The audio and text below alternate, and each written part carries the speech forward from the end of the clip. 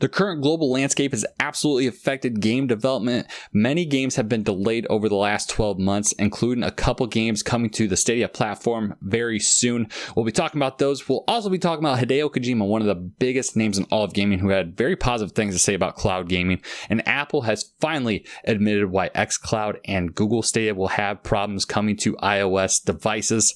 And if you are new to this channel, welcome. Hi, my name is Brian. Welcome to Club Stadia. If you could, please get subscribed. Turn that bell notification on so you can stay up to date with new content as it comes to this channel, whether it's videos like this or live streams that come to the channel. And speaking of live streams, we'll be doing the Stadia Initiative podcast episode number 9 on Saturday morning. Yes, Saturday morning at 10 a.m. Central Daylight Time. The link to that will be in the description.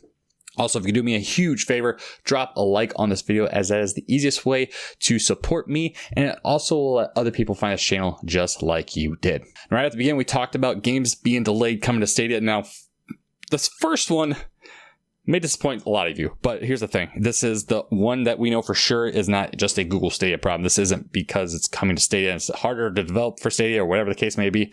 It's just being delayed across the board. And when I say across the board, just Stadia and PC, because that's all it's coming to at the moment. Serious Sam 4, one of the big exclusive titles coming to Stadia, is going to be delayed into September. It was initially slated for August, as recent as just a couple weeks ago, and Devolver Digital had their direct spinoff. They said that was coming in August to Stadia and Steam. Even during the Connect, we found out that Serious Sam was still pretty much slated to come out whenever. I mean, if I remember right, the Connect didn't actually have August there at all anymore. But here's the thing. We found out exactly the date it will come to Google Stadia. And I think a lot of us predicted that Serious Sam would find its way to Stadia in the form of Stadia Pro, which is not probably going to happen. Now, I can't say for sure that won't, because obviously we don't have that confirmation yet, but we thought it was going to be, considering the exclusivity of it and what Google might have had a hand of in terms of making this game possible out there in the world. However, the date it's coming out kind of leads me to believe personally that it's not going to be slated for Pro. Now, it could be. I'm not going to absolutely rule it out, like I said, but it's possible. Crow Team put this up on YouTube, and it'll share through Twitter, of course, but found this over at StadiaSource.com, your number one source for news and reviews in the world of Google Stadia. Except when I do a video review, that's an entirely different thing. I'm just kidding. You guys are great. But Google Stadia will not be getting Serious Sam in August. They'll be getting it in September, near the end of the month. So another game coming to the platform will be delayed. Unfortunately, that wasn't the only delay possibility that we got today. Ari and the Secret of Seasons was given a release date today, September 1st. Now, when I first read this, I had no inkling that Stadia would not be included. Apparently, the guys over at Stadia Source saw differently. So when I see due out on PC and consoles on the 1st of September, I assumed Stadia was included in that. Apparently, I was wrong. When I read the article, it didn't say anything about any other, inclination that it wouldn't be.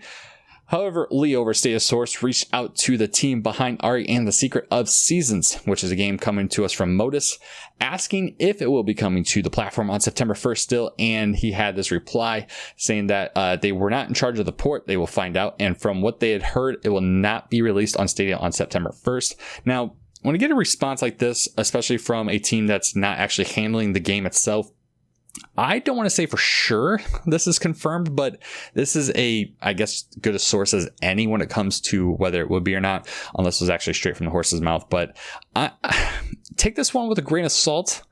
I'm not 100% behind the idea of this being 100% accurate. I believe what they said is the best of their knowledge, but it doesn't mean that it necessarily won't come on the first, especially if this is a game that's slated for Stadia Pro. I don't know. But there you have it, as Lee puts it, that we may expect Ari and the Secret of Seasons is not coming on September 1st. I think it's possible still. But keep in mind, this is a very likely scenario, considering where it came from. So I want to know, are you excited for Ari and the Secret of Seasons and for Serious Sam 4, even though they're delayed, potentially, maybe a little bit. But moving on, Hideo Kojima, one of the biggest names in all of gaming, responsible for games like Metal Gear Solid and, of course, the most recent Death Stranding. He was quoted talking about the game industry and where it's heading in the future, and he was very, very positive about cloud gaming. To just kind of iterate here, I'm going to take myself away here so you can kind of see the entire. This is what he had to say when it came to the actual future about the industry itself. No matter what world or era the future brings, art and entertainment will never go away. By looking back on the past 40 years, we can see that games, just like movies, have established themselves as a medium and not a short-lived fad. I believe that games will continue to embrace more diverse fields, becoming more entwined in our everyday lives than ever before, no longer limited only to geeks or otaku. One thing worth noting is how games are making the transition to streaming platforms. This will have an incredible impact on the way we game, even greater than the revolutionary changes that handheld consoles brought to the industry. For one, specific hurdles to gaming like the need for specialized hardware will effectively disappear. Furthermore, movies and music will follow suit and everything will come together in the realm of streaming. The next era will also allow for streaming of VR and AR. I imagine this is what the future of entertainment and art, and by extension, the future of games will become. Or perhaps they will no longer be referred to as games. Distinctions between the creator and the player will also disappear. People who play will establish themselves in the game world, which creates art and entertainment. In essence, the players become active participants in the art. Like this, the creator and the player will be connected, and all art will be connected. A bright future like this is sure to come. Now, these are very poignant comments from Kojima. He's very matter of fact about what the streaming future could be, and the fact that it takes away so much in terms of what the user has to do to accomplish what they want to do. He said here, for one, specific hurdles to gaming like the need for specialized hardware will effectively disappear. Now, you won't need a $1,200 rig or a $2,000 rig or a $400 Xbox to do what you want to do.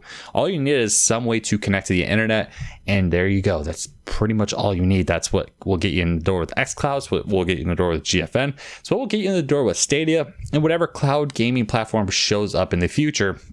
And he's very, very right on this. You take away that middleman. You take away the need to spending so much money on specialized hardware, whether it's even virtual reality, because he does touch on that.